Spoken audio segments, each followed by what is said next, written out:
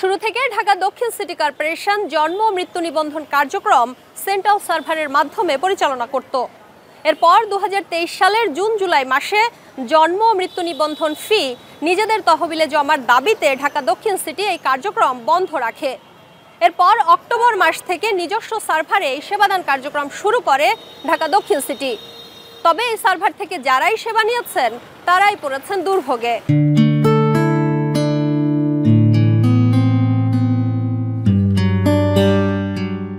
4 বছরের শেহরিশ চিকিৎসার জন্য বিদেশ যাওয়ার প্রয়োজন হলেও তার পাসপোর্ট আটকে আছে জন্ম সনদ জটিলতায়। 2023 সালের অক্টোবর মাসে ঢাকা দক্ষিণ সিটি কর্পোরেশনের নিজস্ব সার্ভার চালুর পর 5 নভেম্বর শেহরিশের জন্ম নিবন্ধন করা হয় খিলগাঁও থেকে। এরপর সেই জন্ম সনদের ভিত্তিতে 4000 টাকা ফি দিয়ে 2025 সালের 9 আগস্ট শেহরিশের ই পাসপোর্টের জন্য আবেদন করা হয়। তখনই বাধে বিপত্তি। পাসপোর্টের সার্ভারে খুঁজে পাওয়া যায়নি শেহরিশের জন্ম সনদ, কারণ ডিএসসিসির নিজস্ব সার্ভার সেন্ট্রাল সার্ভারের সঙ্গে যুক্ত নয়।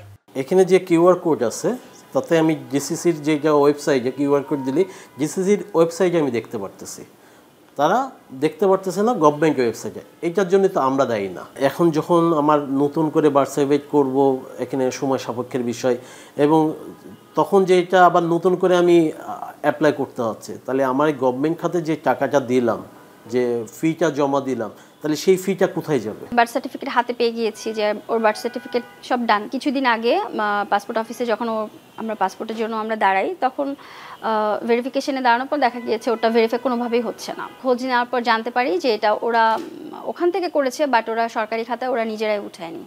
তো ওইটা আমার বাচ্চার সরকারি অফিসিয়ালি কোনো কিছু নাই, বাট ওখানে ওদের কাগজ আছে। যখন ওদেরকে জানানো হয় যে এটা আমার বাচ্চার ভেরিফিকেশন হচ্ছে না বা এটাতে ব্যাহত হচ্ছে পাসপোর্ট করাতে, তখন তারা জানায় যে এটা তারা এর জন্য দায়বদ্ধ না। শেহরিশের মতো এমন ভোগান্তি আরও অনেকের। এই ভোগান্তির সূত্রপাত ডিএসসিসির সাবেক মেয়র শেখ ফজলেনুর তাপসের জেদ থেকে। তার একক সিদ্ধান্ত আর একগুঁয়েমির ফলে সীমাহীন দুর্ভোগ পোহাতে হচ্ছে অনেককে। জন্ম সনদ নেওয়ার পরে যে জটিলতা, কারা দায়িত্বে আছে বা কারা করে, এগুলি আমার মনে হয় এই বিষয়গুলিতে সরকারের বা যারা দায়িত্বপ্রাপ্ত তাদের, আমার মনে হয় না তাদের কোনো রকম মাথা ব্যথা আছে। এটা তাদের সার্ভারের সমস্যা ছিল, সেহেতু তাদের দ্বিতীয়বার এটা ফ্রি করে দিতে হবে। যেখানে আমি একবার টাকা দিয়ে দ্বিতীয়বার কেন করতে যাব? যেহেতু তাদের সমস্যা, এটা তো আমার সমস্যা না। 2023 সালের জুন-জুলাই থেকে জন্ম ও মৃত্যু নিবন্ধন ফির অর্থ নিজস্ব তহবিলে জমার দাবিতে কার্যক্রম বন্ধ রাখে ডিএসসিসি। এরপর তাপসের একক সিদ্ধান্তে 4 অক্টোবর নিজস্ব সার্ভারে নিবন্ধনের কাজ শুরু করে সংস্থাটি। যদিও জন্ম ও মৃত্যু নিবন্ধন আইন 2004-এর 7-এর ক 2 ধারায় উল্লেখ আছে রেজিস্ট্রার জেনারেলের দায়িত্ব ও কার্যাবলী বিধি দ্বারা নির্ধারিত হবে। এছাড়া 2018 সালে করা এই সংক্রান্ত বিধিমালার 6ষ্ঠ অধ্যায়ের 19-এর 2 ধারায় বলা হয়েছে সফটওয়্যার নির্মাণ, রক্ষণাবেক্ষণ এবং এর মাধ্যমে নিবন্ধনের তথ্য কেন্দ্রীয় তথ্য ভাণ্ডারে সংরক্ষণের এখতিয়ার রেজিস্ট্রার জেনারেলের। তবে এসব আইন কানুনের ধার ধারেননি শেখ তাপস। তার আদেশেই আইন বহির্ভূত নিজস্ব সার্ভারে 10.5 মাসে ঢাকা দক্ষিণ সিটি 78,956টি জন্ম নিবন্ধন এবং 1,471টি মৃত্যু নিবন্ধন করে, যা থেকে আয় হয়েছে 40,21,350 টাকা। তবে এই সার্ভার থেকে যারাই সনদ নিয়েছেন তাদেরকে আবারও নতুন করে সনদ নিতে হবে, যাতে নতুন করে আবারও এসব সাধারণ মানুষকে ব্যয় করতে হবে আরও 40,21,350 টাকা। জনভোগান্তির কথা চিন্তা না করে একজন নগর পিতার ক্ষমতার এমন অপব্যবহারকে স্বেচ্ছাচারিতা হিসেবে দেখছেন বিশেষজ্ঞরা। শিশুদের কষ্ট দেওয়ার জন্য কর্তৃপক্ষ নানা জাতীয় বুদ্ধি এবং কৌশল উদ্ভাবন করে।